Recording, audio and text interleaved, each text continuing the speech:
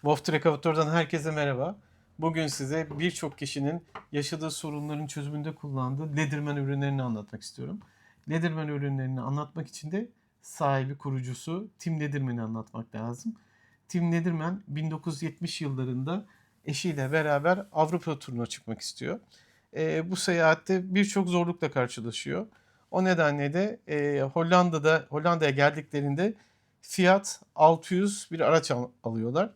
Ve bu aldıkları araç devamlı olarak bozuluyor, arıza yapıyor.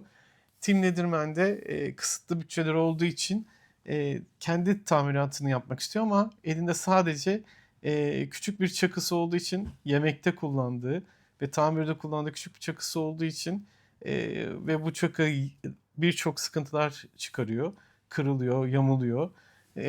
Tim Leatherman de eşiyle konuşarak tekrar yaşadığı yere dönüp garaja kapanıyor ve bu garajda uzun süren çabalı bir araştırmanın ardından Leatherman'in ilk modeli olan Crunch'ı geliştiriyor. Crunch da zaten pense gibi ezmek demek. Crunch'ı geliştiriyor. E, Sevdiği ürünü geliştirmenin heyecanıyla bu ürünü pazarlamak istiyor ve birçok kişiye satabileceğini düşünüyor. Ama satamıyor. İstediği gibi bir satış gerçekleştiremiyor. Çok üzülüyor. Birçok bayiden aldığı feedbacklerle Crunch'ı geliştiriyor ve geliştirdikten sonra ilk satışını yapıyor. 500 adetlik ilk satışını yapıyor ve daha sonra bu satıştan sonra Crunch'ı tekrar geliştirerek 1984 yılında 30 bin adetlik bir satış rakamına ulaşıyor. 2004 yılında da yaklaşık olarak 20 milyon adede ulaşıyor. 20 milyon adetle güzel bir satışla ve istihdam ettiği fabrikasındaki çalışanlarıyla bugün Leatherman en sevilen, en güvenilen multitool markası. Birçok kişi de motosiklet kullananlar, ne bileyim doğada kamp yapanlar, askeri alandakiler, mühendisler, birçokları Leatherman kullanarak yaşadıkları problemleri Leatherman'le çözerek adeta kulaktan kulağa bu hayranlıklarını dile getirerek Leatherman'i ününe ün kattılar. Ve Leatherman günümüzde multitool olarak en güvenilen, en sevilen ürünlerden biri. Kendi içinde de Leatherman modelleriyle farklılık yarattı. Birçok meslek dalındaki ya da askeri alandaki kişilere Leatherman ürün geliştirdi Ar-Ge'siyle.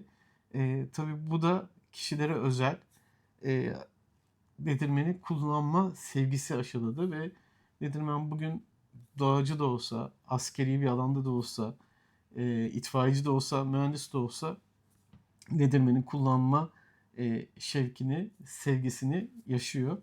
Ve tabii ki de Leatherman tüm dünyaya ürünlerini sevk ederek, ürün gamını genişleterek e, ününe ün katıyor diyeyim. Leatherman Wolf Trek da ve şahsen çok sevdiğim ürünlerden biri, markalardan biri.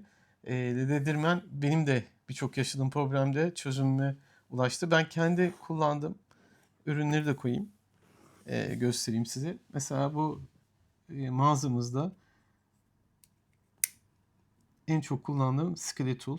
Bu cebime koyabiliyorum. Zaten şurada kemeri de asma aparatı var. Tek elle kullanabiliyorsunuz. Çok keskin zaten. İstersen bunu kemerime takabiliyorum şu şekilde. Şuradan takıp kemerimde kullanabiliyorum. Ayrıca zaten Wolf Trek kamp mağazamız olduğu için ve kendimiz de kampçı olduğumuz için Leatherman'in Signal modeli. Bu Signal modeliyle de uzun zamandır kullanıyorum. Zaten eskiliğinden de anlayabilirsiniz. Epey kullanıldı ve yıprandı. Signal modeli çok keskin bir bıçağa sahip. Aynı zamanda şurada bir testeresi var. Ve bu testere şöyle söyleyeyim size hayranlık uyandırabilir. Çünkü birçok ünlü marka büyük testerenin yaptığı işi neredeyse yapıyor. Tabii boyutu itibariyle kesebileceği kalınlık ve az. Çok büyük bir odun parçasını tabii bunu kesemezsiniz ama belli dal parçalarını keserek, hatta adetli keserek belki bir geceyi bile geçirecek ateş yakabilirsiniz. Leatherman'in en çok kullandığım ürünlerinden biri bu. Şurada bir de şöyle göstereyim. Şuradan da kapatıyorsunuz. Burada kilit mekanizmaları var. Şuralara basıyorsunuz. Şöyle tekrar açayım. Hatta şunu da kapatayım. Bakın şurada gördüğünüz gibi şuraya basarak kapanıyor. Bu bir kilit sistemi. Normalde kapatamıyorsunuz. Bu bir emniyet. Bakın şuraya bastığınızda şöyle kapanabiliyor. Bıraktığınızda kilitliyor. Şöyle kapatabiliyorsunuz. Bu Signal modelinde pensemiz. Burada bir tel kesicimiz. Pensemizin ince ağzı, kalın ağzı. Dediğimiz gibi şurada karabinası var. Aynı zamanda bunu açacak olarak kullanıyorsunuz. Signal'in. Buraya çekiç olarak kullanıyorsunuz. Ayrıca şurasını göstereyim. Şuraları açtığımız zaman şuraları açtığımız zaman şurada gördüğünüz gibi yıldız tornavida. Bunu çıkarabilirsiniz. Düz tornavida. Şöyle göstereyim. Düz tornavidası var.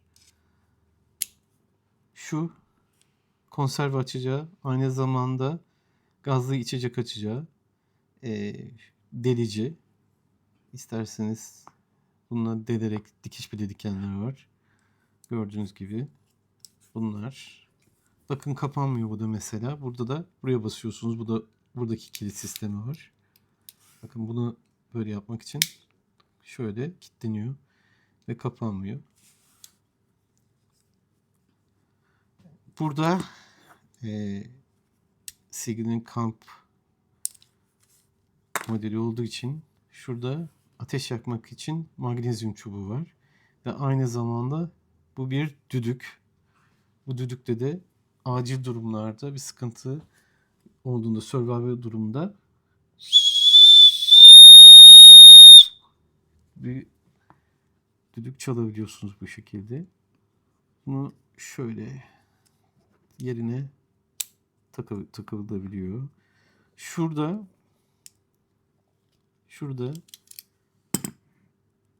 bu bıçak bilelemek için. Ama ben hiç bunu kullanmadım. Çünkü Leatherman'in işte güvenilirliği, sevgisi bir yerde de belki bundan kaynaklanıyor. Bakın zaten ne kadar kullanıldığını da görüyorsunuz. Bunu normalde bu şekilde yapabiliyorsunuz. Bileyleyebiliyorsunuz. Hatta şöyle de yapabilirsiniz. Ama ben hiç bileyleyemedim. Yani gerek duymadım. Çünkü hala kesiyor. Hatta onun testini de yaparız. Yine bunu isterseniz buraya koyabiliyorsunuz. Şöyle takabiliyorsunuz. Bu Leatherman'i uzun zamandır kullanıyorum. Bu da dükkanda kullandığım dediğim gibi Skeletal modeli. Bu da güzel model. Tek elle kapatabiliyorsunuz. Bu biraz daha basit bir model. Bunda sadece işte açacak karabina ve tornavida. Hatta şurada bir yedek uç daha var. Düz tornavida. Bunu da böyle isterseniz değiştirebiliyorsunuz. Düz tornavida da takabilirsiniz. Şöyle göstereyim. Çıkarıp yıldızda takabiliyorsunuz bu şekilde. Burasını da şuradaki cebine de yedik ucu koyabiliyorsunuz. Şöyle, evet, buraya yedik ucu da koyabiliyorsunuz. Ben bunu daha çok günlük yaşamda kullanıyorum. Bunu da kullanıyorum elime geldikçe ama bunu tabii doğaya gidersem muhakkak yanıma alıyorum. Signal'in ilk çıkan rengi buydu. Siyahlı sarılı. Daha sonra şöyle göstereyim. Signal'in çok tatlı renkleri, çok güzel renkleri çıktı. Şöyle göstereyim size, bakın. Şu kılıfı. Çok tatlı bir kordura kılıf. Bakın rengi çok güzel. Şurada kemere takma aparatı var. Ya bu renklerdeki bir ürünü hem turuncularıyla Gördüğünüz gibi güzel bir mavisiyle, yeşiliyle kullanmak çok keyifli olabilir. Signal'in de bu modeli. İsmini bakayım, bu hangi yeni isimler olduğu için Thunderscape diye geçiyor herhalde bu. Thunderscape. Gördüğünüz gibi çok güzel. Diğerlerini göstereyim size. Şurada aqua rengi var. Burada gördüğünüz gibi aqua rengi de çok güzel. Şöyle alayım hatta. Bunların hepsini Wolftrek.com.tr'de ve mağazamızda Wolftrek'te görebilirsiniz. Bakın çok tatlı bir aqua rengi. Bir de Signal'in şunu bahsetmedik. Şurada bir kilit sistemi var. Normalde bu aşağıda olduğu zaman signal açılmıyor. Bakın açılmıyor. Yani bıçağınız açık olduğunda, testereniz açık olduğunda bu ortadan açılmıyor. Şuradan isterseniz testereyi açayım mesela. Mesela bir şey kesiyorsunuz. Bunu buradan açılması mümkün değil çünkü kilit sistemi var şurada. Bunu da kapatalım mesela şimdi. Kapattık. Ve şuradaki kilit sistemini açtığımız zaman böyle açılıyor. Böyle kapanıyor. Yukarı ittiğinizde açılıyor. Bu da Signal'in Aqua modeli. Yine kemere takma aparatı var. Böyle kapatabiliyorsunuz. Evet. Bu Aqua modeli. Bu çok tatlı bir renk, gördüğünüz gibi. Guava deniyor galiba buna. Evet. Bu bayağı, hatta hanım müşterilerimiz bu rengi çok sevdi, alanlar da var. Çok tatlı bir renk. Bunun bir avantajı da doğada bunu çimenlerin içine düşürürseniz mesela bulabilirsiniz ya da bir kaya arasına düşürürseniz bu renkte bulmanız çok muhtemel. Çünkü yeşil olduğunda ben bir tane kaybettim. Bulamadım. Yeşil olduğunu, hatta şunu göstereyim size. Şu Topo Blade diye geçiyor. Bakın bu yeşil Topo Blade, biraz Damaskus gibi. Bakın. Şu dizaynı. Şunu kenara alayım. Bu Damaskus modeli. Signal'in. Yine bunu kapatıyorsunuz buradan. Testeresi de siyah. Yine buradan açıyorum. Bakın. Prensesi yine. Gördüğünüz gibi Signal'in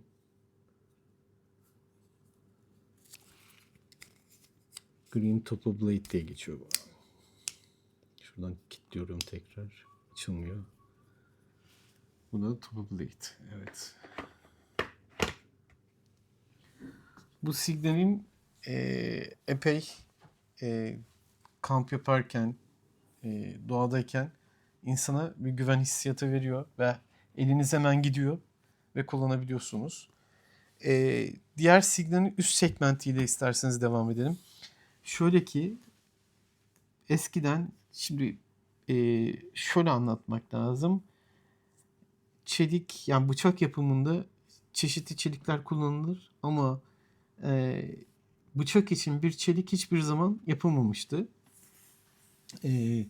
Bunun için bıçak kullanımına özel Leatherman bir model geliştirdi. Şu anda Leatherman'in en son modeli ARC. Bu Magna Cut bir özel bıçak çeliği geliştirdi. Yani ne kamyona, ne bileyim, ya da herhangi bir makineye özel bir çelik değil bu. Bu sadece bıçak için yapılan bir çelik. Dünyada birçok işte koleksiyonerler olsun, işte bıçak kullanımı ile ilgili e, takip edenler olsun, bu Magna Cut çeliği heyecanla karşıladılar. Bir iki markada bildiğim kadarıyla kullanılmaya başlandı. Leatherman bunlardan ilki. Magna Cut çeliğini kullandı. Şöyle göstereyim size. Şu bıçak. Yazıyor mu üstünde? Evet. Şuradan görebiliyor muyuz acaba? Magna Cut diye yazıyor. Hatta şöyle ışık tutayım. Gördüğünüz gibi USA Magnacat yazıyor. ARC gerçekten çok sevildi Amerika'da. Bu model özellikle epey sattı.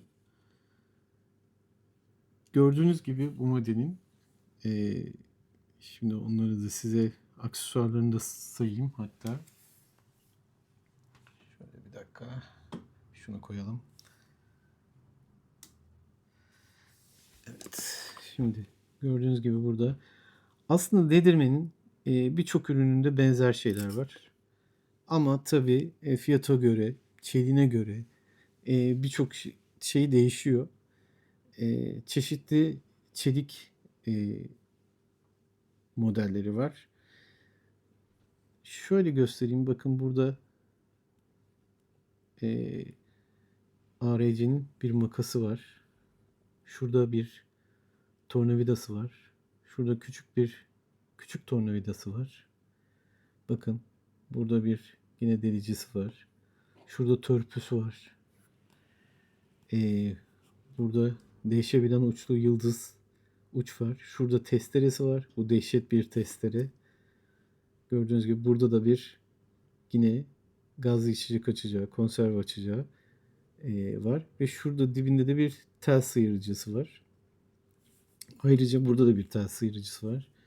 Yine Leatherman'in gördüğünüz gibi pensesi. Yine kablo sıyırıcı. Şurada da kablo sıyırıcı var. Leatherman'in ARC modeli. Şu anda epey popüler. Şu da kutusunun içerisinden çıkan kılıfı. Gördüğünüz gibi kemer asma aparatı var. Ve şurada da bitkit var. Kutunun içerisinde hediye bitkit çıkıyor. Şu uçlar kullanabiliyorsunuz. İsterseniz bu bitkite şöyle göstereyim size. Şöyle bu Extenge Bit Driver. Bu da çok güzel bir model. Bunu dönebiliyor burada. İsterseniz bunu kullanabiliyorsunuz. Bunu takıp şuradaki tornavida yerine takıyorsunuz bunu. Bunu kullanabiliyorsunuz. İsterseniz herhangi bir ucunuzu şöyle buna takıp buradan takıp kullanabiliyorsunuz. Bunu da birazdan bir örnekleme yaparız, gösteririz. Bu da kalsın şurada. Tekrar bazı örnekler gösterirken bunu gösteririz. ARC modeli şu anda çok güzel.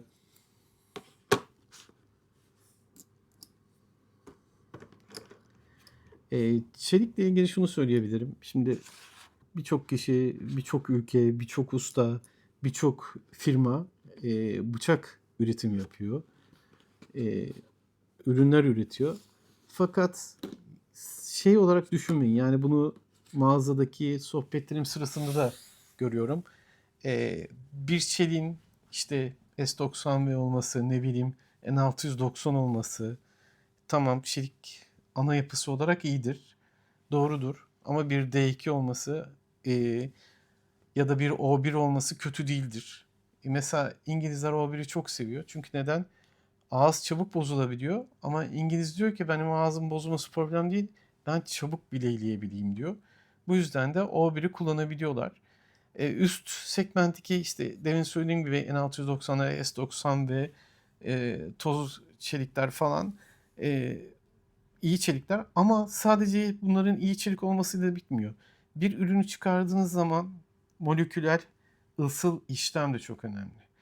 Bu ısıl işlem bizim eskiden Osmanlı zamanındaki ustalar gibi artık o çekicin tınısından, işte ısıl işleminden, her şeyinden usta yıllardır onu yaptığı için onu artık bir kol parçası gibi, bir vücudun parçası gibi otomatik olarak, beyinsel olarak yapabiliyormuş.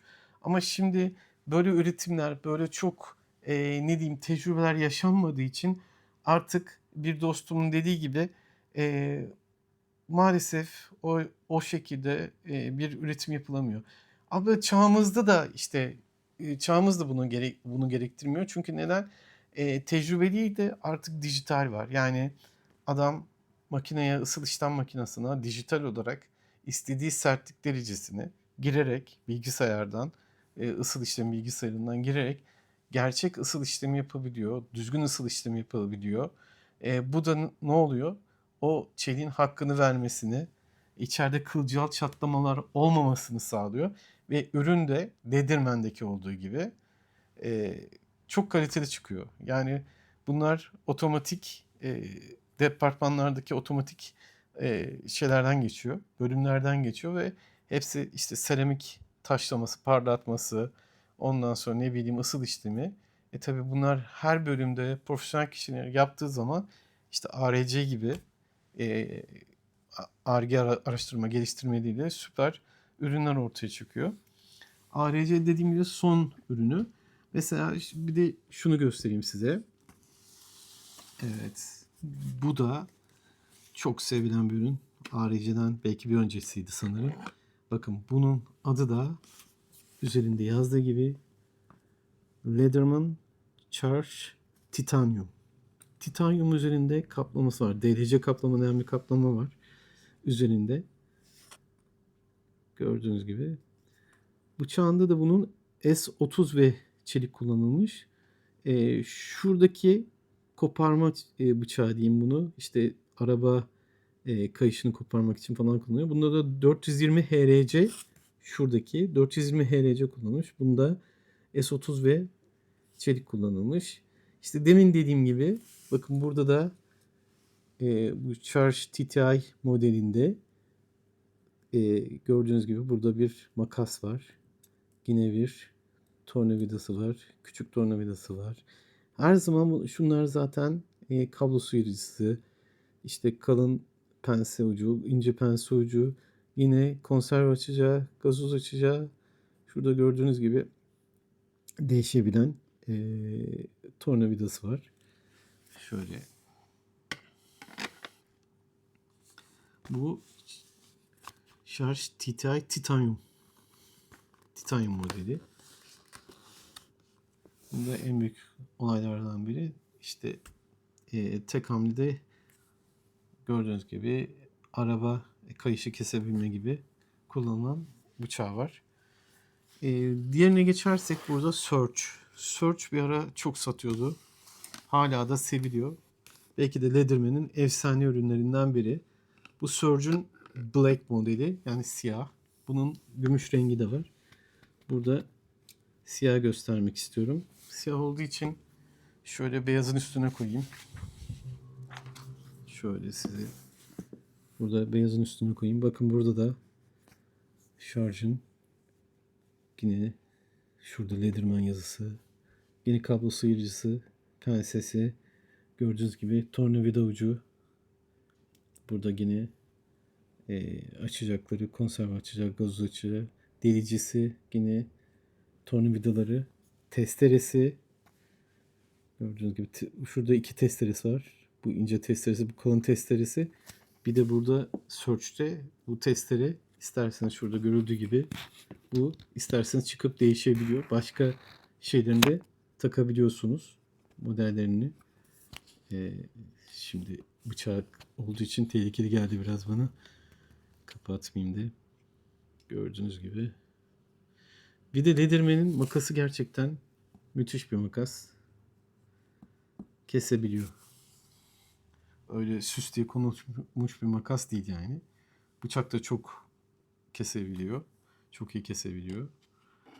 Ve çok kolay körelmiyor. Demin signalde söylediğim gibi. Bu Search. Evet. ARC, TTI, Charge TTI ve Search. Bu da en çok satılan modellerinden biri yine. V Plus. V Plus modeli. Bunlar biraz daha büyük. Yapısı bu biraz daha artık orta boylarda. Yine değişebilen tornavida ucu, makası, küçük büyük tornavidaları, testeresi, bıçağı. Gördüğünüz gibi kalın bir törpüsü var bu gördüğünüz şurada görünen gibi. ince testeresi, kalın testeresi kullanımına göre. V Plus modeli. Gerçekten Leatherman çok güzel işçilik yapmış. Bu da V Plus modelimiz. Signal'den sonra bunlar amiral gemisi olarak adlandırabiliriz. Daha sonra bunlardan sonra da zaten biraz daha küçük modellere geçiyor. Bazı kullanıcılar çok kapsamlı şeyler istemiyorlar. Günlük kullanımda hor kullanım yapmak istiyorlar. Mesela bunların da fiyatları tabii daha uygun. Şöyle göstereyim. Sidekick modeli bu. Şöyle artık gümüş rengi olduğu için şunu kaldırayım. Evet. Şöyle koyalım şunu. Bu Sidekick modeli. Bunda değişebilen tornavida yok. Şurada sabit yıldız, sabit tornavidası var. Gördüğünüz gibi şurada kablo bağlayıcısı var. İsterseniz bunu buradan bir ip bağlayıp belinize takabilirsiniz. Tornavidası var. Testeresi var. İnce testeresi. Yine açma, konserve açma, gazoz açma, bıçak, kalın testere, pense. Bunda dediğim gibi sidekick modeli. Bu sabit bir model. Bunda değişen bir şey yok öyle çok fazla. Yani çok fazla değil, yok öyle bir şey. Gördüğünüz gibi bu böyle günlük cebinizde istediğiniz gibi kullanabileceğiniz bir model. Şöyle göstereyim. Bu sidekick. Bunun gibi yine bir model olan Rev var. Bakın bu da küçük bir model. Küçük bunlar.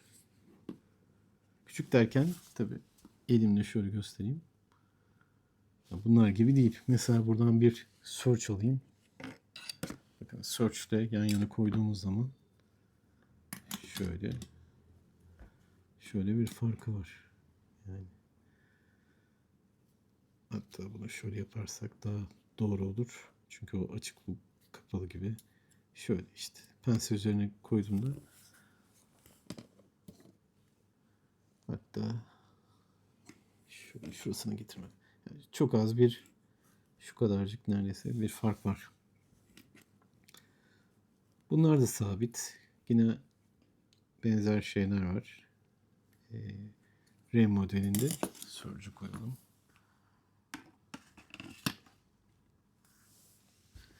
Bu R. Bir de curl modeli var. Bu da curl.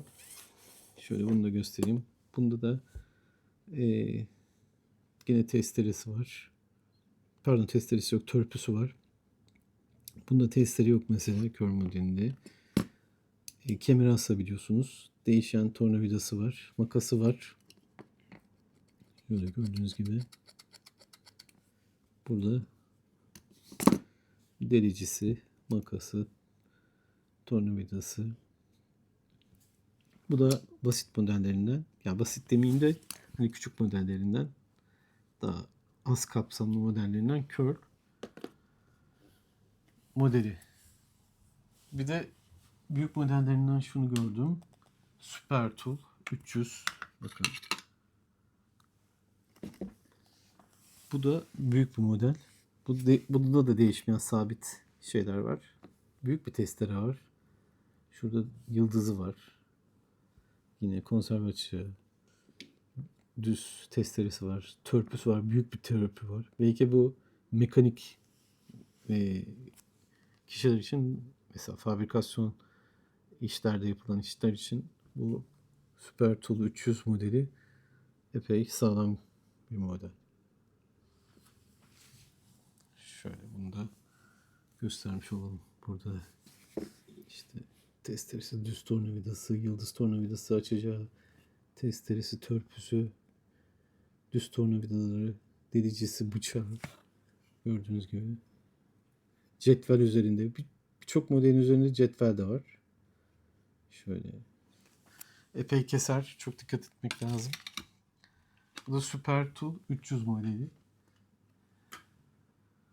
Şöyle şunları göstereyim. Bu Skeletal. Demin benim Skeletal CX bu. Benim demin kullandığım kendi skeletolumda şöyle göstereyim. Bu CX olmayan.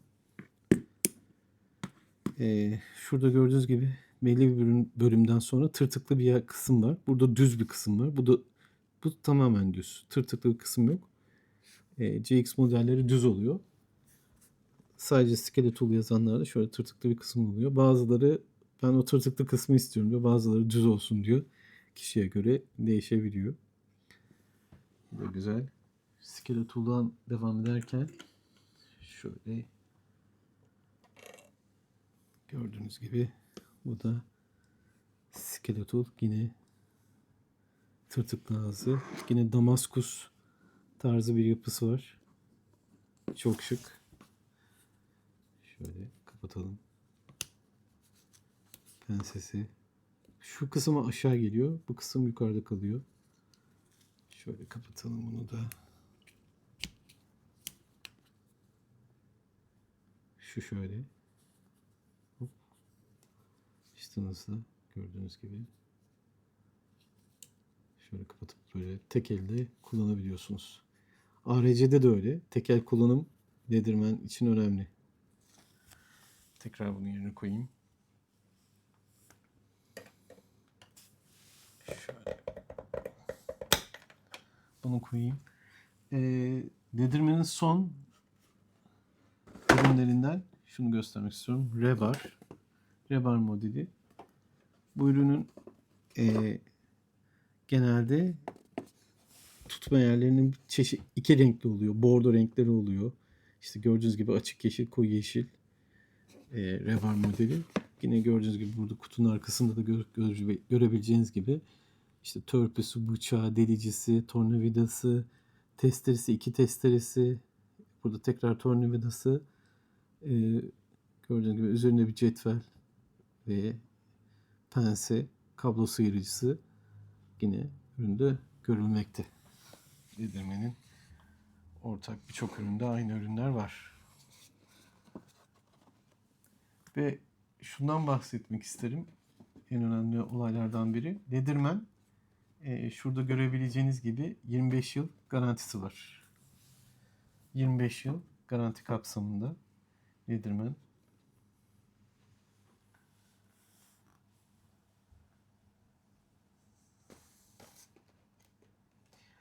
Genel olarak size Leatherman'in ürünlerini Wolftrek.com.tr'de ve mağazamızda bulunabilecek en çok sattığımız ürünleri gösterdim.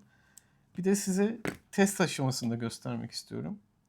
Şöyle önce şeyi de göstermek istiyorum size. Şu BitDrive'ı bir göstermek istiyorum. Bakın şunu açalım kendi Leatherman'imde. Bakın şunu açtım. Bunu çıkardım. Şuradan buraya sokuyorsunuz bunu. Gördüğünüz gibi. Bunu soktuk. Bakın şunu da şöyle. İşte bu şekilde böyle istediğiniz gibi gördüğünüz gibi çıkararak böyle takabilirsiniz. Şu şekilde kullanabiliyorsunuz. Bu BitDrive. İsterseniz kendi ucunu kullanabiliyorsunuz. Şöyle. Hatta şurada bir mekanizma yapmıştım. Bu mekanizmada da göstereyim. Bakın şöyle. Hatta şunu şöyle alayım. Bakın şöyle göstereyim size. Bunu bu şekilde isterseniz şöyle bakın kullanabilirsiniz. BitDrive bu şekilde istediğiniz gibi kullanabiliyorsunuz.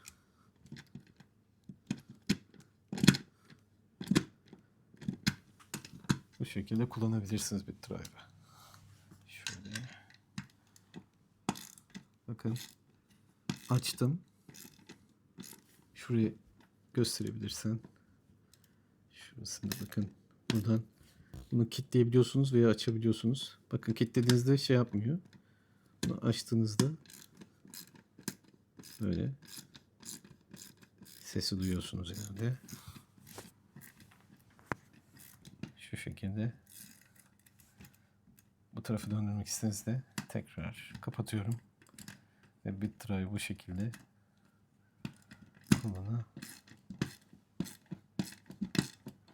kullanabiliyoruz. Leatherman'in aksesuarı. Ekstra olarak onu alabiliyorsunuz. Bu da Leatherman'de isterseniz kendi tornavidasıyla da iş görebilirsiniz. Burada görüldüğü gibi. Bakın şurada. Şöyle isterseniz bu şekilde kullanabiliyorsunuz. Ya da pensesini istediğiniz gibi mekanik şu şekilde gördüğünüz gibi tutarak çevirebilirsiniz ya da şu kalın pense yerinden şu şekilde gördüğünüz gibi şuradan tutarak şöyle kullanabilirsiniz.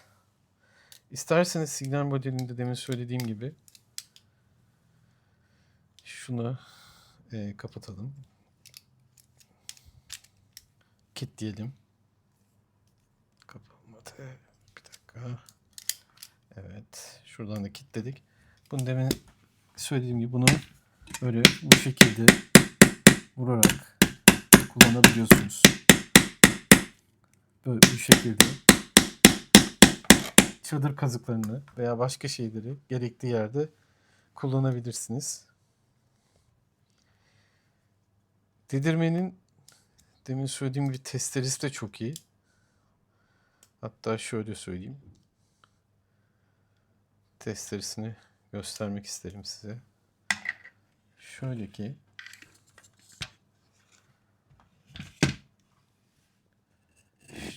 çok bastırmadan bir yer açarsınız. Bakın. Çok bastırmadan önce bir yer açın. Bakın nasıl sanki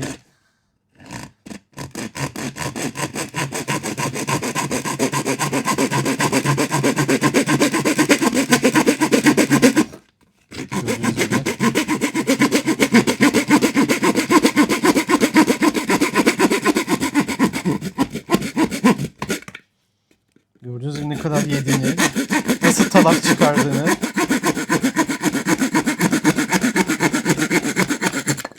Gördüğünüz gibi ne kadar temiz kestiğini görebiliyor musunuz? Bakın. Bu kadar temiz işçilik yapabiliyor. Şu kısa zamanda. Çok ilginç. Leatherman'in testereleri. Bakın ARC de muhteşem zaten. Bu testeresi bu şekilde bir kesim yapabiliyor. Bıçağı da çok muhteşem. Şöyle bıçaklarından şöyle göstereyim. Bakın. Şurayı keselim. Deri bu. Gördüğünüz gibi hakiki deri. Bakın ve bu kullanılmış bir bıçak olduğunu gördünüz.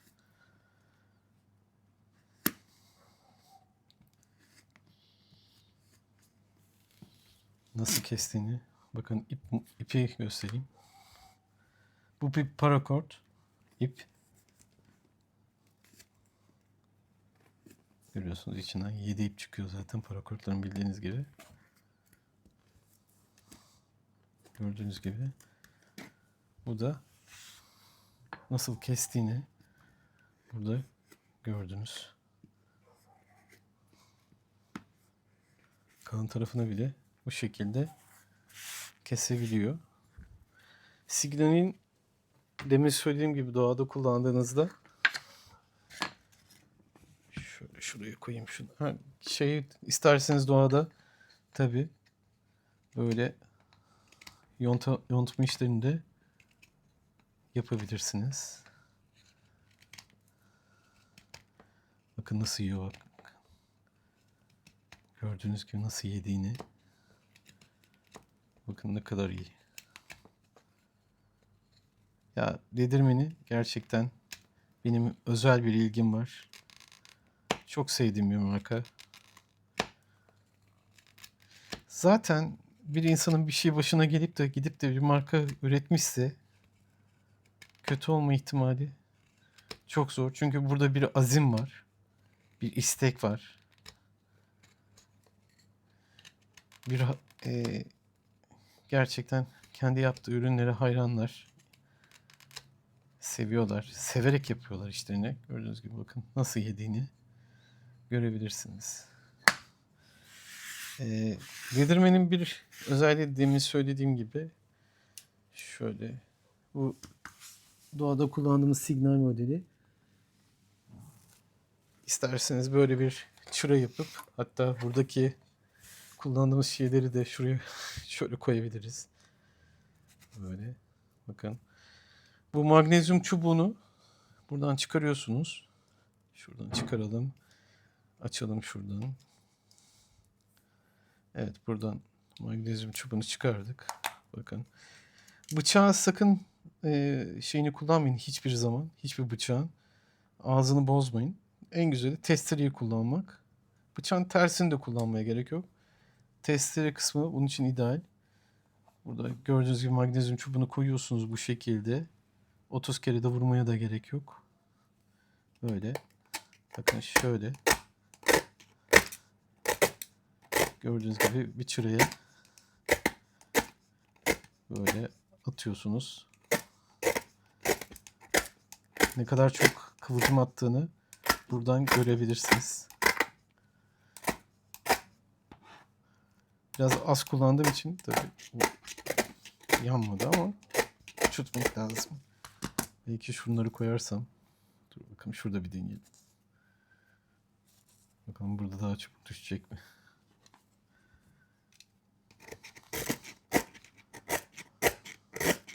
Kıvılcıma bakın.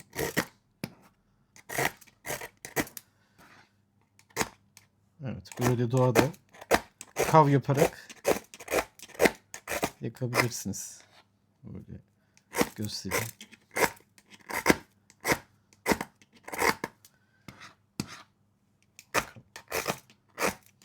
Ateş başlatabilirsiniz. Ben başlatamadım şimdi. Çok başlattığım zamanlar oldu ama şimdi başlamadı. Gördüğünüz gibi böyle kıvılcım çıkarabiliyorsunuz. Bu da signalin bir özelliği. Yine açalım kilidini ve bunu koyalım. Şuradan ucunu şuraya koyuyorsunuz. Şurada bir kilidi var. Ve kapatıyorsunuz. Size ateş çıkarmayı gösterdim. Gördüğünüz gibi kesmeyi de gösterdim. Vidaları da dediğim gibi burada. Şunu kaldıralım. Evet, burada da demin gösterdiğim gibi isterseniz skeleton olsun. Böyle işte aynı şekilde herhangi bir mekanik yerde şöyle tutarak gördüğünüz gibi kullanabilirsiniz. Ya da burada şöyle kullanabilirsiniz bu şekilde. Böyle kullanabilirsiniz veya demin söylediğim gibi şöyle bakın isterseniz vidaları gerekli bir mekanik araç arızasında, motosiklet arızasında. Özellikle arkadaşlarım motosiklet enduro kullananlar var. Motosiklette yanında olup da gerçekten hayat kurtardı diyen çok arkadaşım var. Bu biraz lastik şişirme aracına benziyor. Nerede ne zaman lastiğiniz patlayacağı belli olmaz. Orada bir lastik şişirme aracı sizin tamiri yerine kadar götürmenizi sağlar ve o sizin için büyük kolaylık sağlar. Leatherman de böyle bir şey. Nerede nasıl bir survival durumu yaşanacağı belli olmaz. O nedenle bilemezsiniz ne olacağını. Bu şekilde.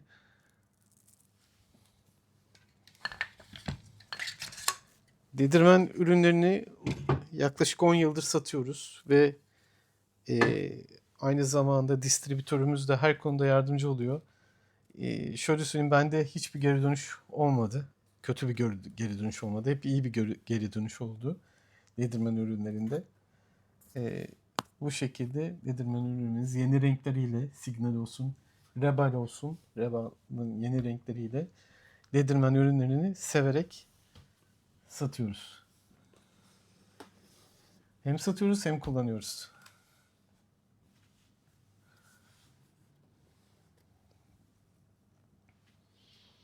Biraz size bizim modellerimizi göstermek istiyoruz. İstersen renklerini göster.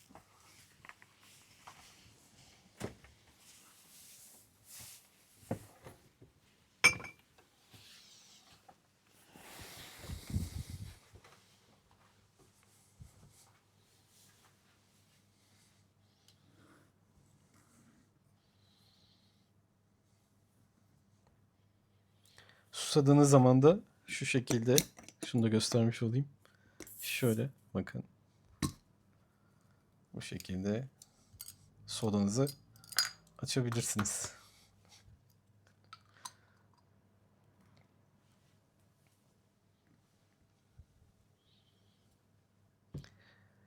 Ledirmen ürünlerini beraber incelemek, beraber görmek, satın almak isterseniz İstanbul'daki Kadıköy'deki Göztepe, Merdivenköy tarafında mağazamıza gelip bakabilirsiniz. Satın alabilirsiniz veya wolftrek.com.tr'de ürünlerimiz bulunmakta. Oradan satın alabilirsiniz. Sizleri bekleriz. Genel olarak yardımcı olmaya çalıştım ve tanıtmaya çalıştım sevdiğim Ledirmen ürünlerini. Biz daha çok videolarımızda doğal keserek biçerek değil de doğal olarak video çekiyoruz. Ben her şeyin doğallığından yanayım. Eğer kanalımıza abone olursanız ve daha çok kişilere yayılması için yardımcı olursanız çok seviniriz. Herkesin dediği gibi like atıp yorum yapın, takip edin. Yeni videolarımıza şevkimiz olsun.